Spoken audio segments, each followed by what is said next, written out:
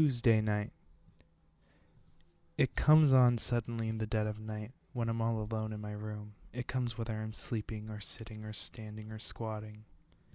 It starts from my fingertips, or my navel, or sometimes my mouth.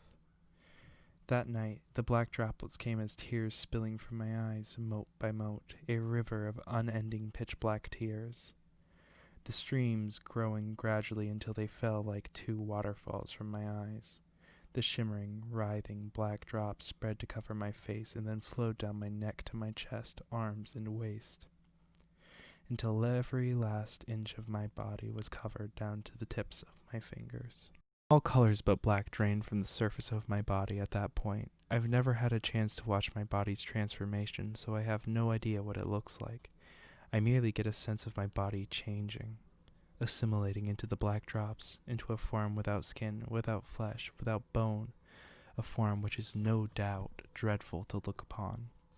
But like I said, I haven't actually seen it, so I couldn't actually say for certain. For all I know, maybe I look rather endearing to an outsider, like one of those suit sprites from that one movie, E Mukuro Kurosuke.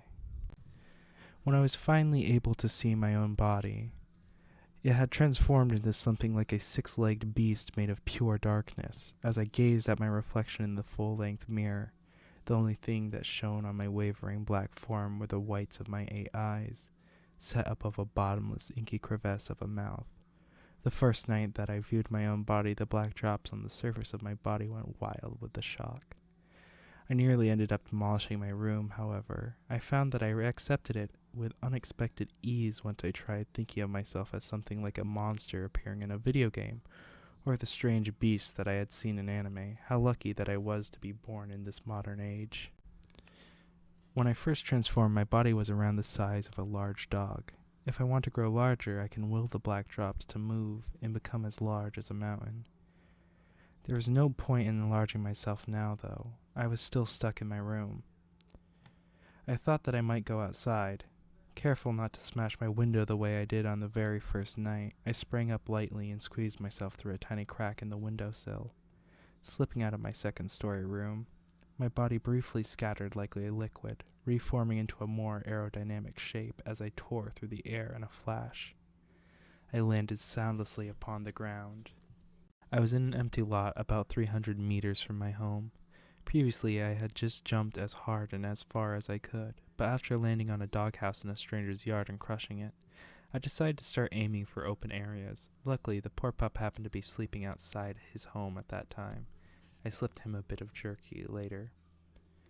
The night breeze felt good, and there was a very comforting quiet around me as I expanded my body to be about 3 times its original size, under the gaze of a half-sleeping stray cat nearby.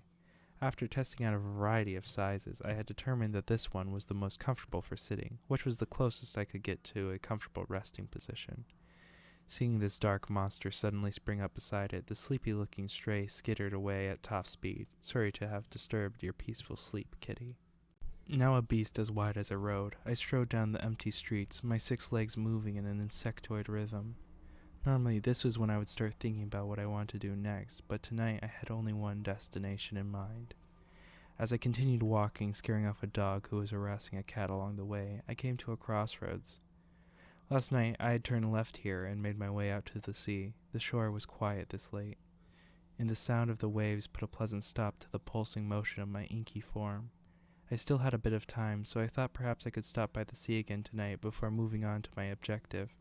As I let the fond memories of the night before overtake me, a scream came from off to my left. I shuddered and turned to look.